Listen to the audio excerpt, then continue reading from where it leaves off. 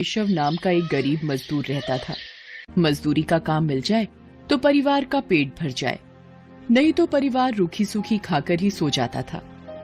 एक दिन, सुनो जी, तुम एक काम क्यों नहीं करते? इस गांव में तो कोई काम मिलने से रहा। तुम वो पहाड़ी के पार वाले गांव में भी तो जाकर कोई काम ढूंढ सकते हो, शायद कोई काम मिल जाए। पर कमला, उस पहाड़ी का रास्ता बहुत खराब है। ज्यादातर सुनसान ही रहती है पहाड़ी। पर कुछ तो करना पड़ेगा जी, बच्चों को कब तक रूखा सूखा खिलाते रहेंगे? कोशिश तो करनी ही पड़ेगी ना जी। ठीक है कमला, मैं कल सुबह ही दूसरे गांव के लिए निकल जाऊंगा, ठीक है, ताकि समय से वापस आ सकूं। कमला अगले दिन केशव को कुछ भुने चने और गुड़ बांध कर देती है। सुनो, ये कुछ भुने चने और गुड़ लेते जाओ, रास्ते में भूख लगेगी तो खा लेना। केशव मजदूरी करने के लिए दूसरे गांव निकल पड़ता है। वो उस पहाड़ी के रास्ते चलता जाता है। आधे रास्ते चलने पर केशव थक जाता है। वो सोचने लगता है, थोड़ी देर यहीं इस पेड़ के नीचे आराम कर लेता हूँ, फिर आगे बढ़ूंगा। अरे, कमला ने ये भुने हुए चने और गुड़ दिया था, थोड़े खाकर भूख मिटा लेता हूँ। केशव जैसे ही चने और गुड़ खाने लगता है, एक चींटी उसके पास आती है। भैया, क्या थोड़े से गुड़ और चने मुझे दे सकते हो? मैं और मेरी बहनें भूखी हैं। हमने बहुत दिनों से कुछ नहीं खाया है। तुम्हारी बड़ी मेहरबानी होगी। हाँ हाँ, ये लो, तुम इन गुड़ और चनों से अपना और अपनी बहनों का पेट भर लो। चींटी खुशी खुशी वो गुड़ और चने अपनी बहनों को खिलाती है। जैसे ही चींटियां गुड़ और चने खाती हैं, देखते ही देखते वो सब सुंदर परियां बन जाती हैं। केशव ये सब देखकर हैरान रह जाता है। शुक्रिया रागीर, आज तुम्हारी वजह से हम श्राप से मुक्त हो गई। हम परीलोक से धरती पर घूमने निकली थी। इस पेड़ के नीचे एक महात्मा भोजन कर रहे थे।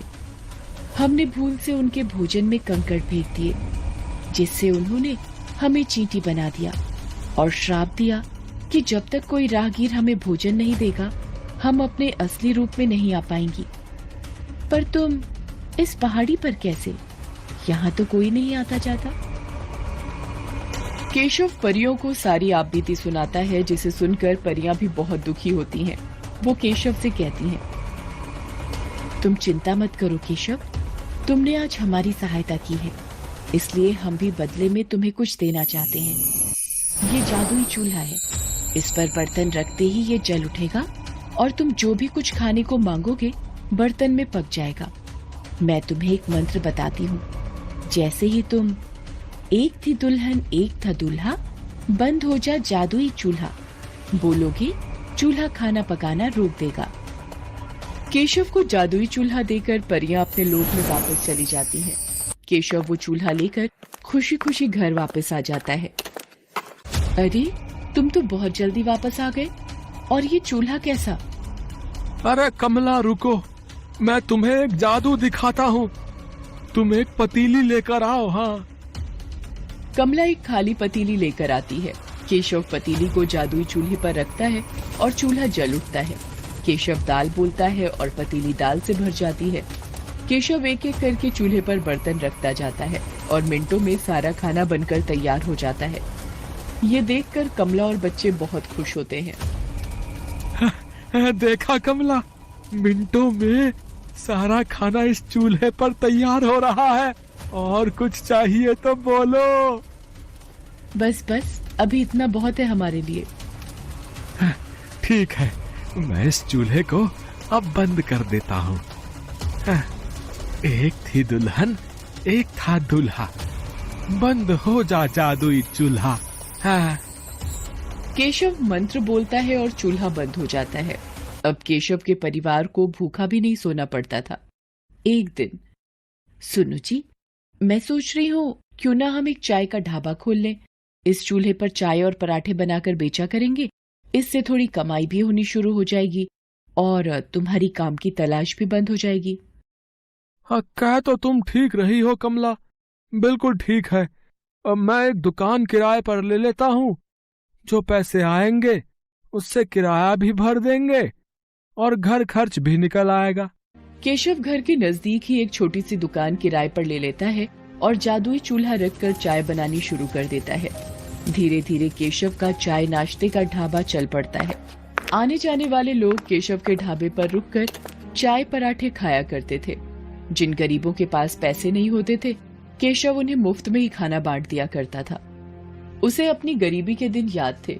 धीरे धीरे केशव की गरीबी की हालत में सुधार होने लगता है। एक दिन, अरे भाई केशव, कैसे हो?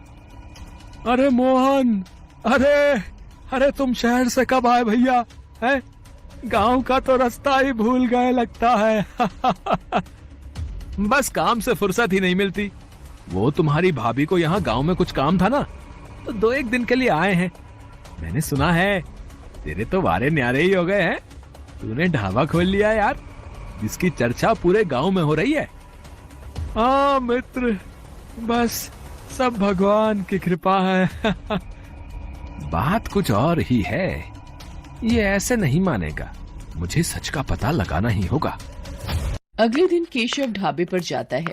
मोहन भी उसके पीछे पीछे जाता है। अरे मोहन, अरे इतनी सुबह सुबह। मैंने सोचा कल वापस शहर जा रहा हूँ, तो आज तुम्हारे ढाबे पर ही चाय नाश्ता कर लूं, है कि नहीं? पता नहीं शहर से फिर कब आना हो। हाँ मोहन, बिल्कुल बिल्कुल भाई, ये भी कोई कहने की बात है। अरे तुम बैठो, मैं तुम्हारे लिए चाय और पराठा लेकर आता हूँ ना। केशव ढाबे की रसोई में चला जाता है। मोहन केशव को छुपकर देखने लगता है।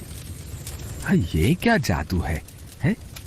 केशव ने इस चूल्हे पर पतीली रखी और खाली पतीली चाय से भर गई। अरे अब ये तवा रख रहा है। ये क्या, पराठा भी बन गया? ये तो कोई जादुई चूल्हा है।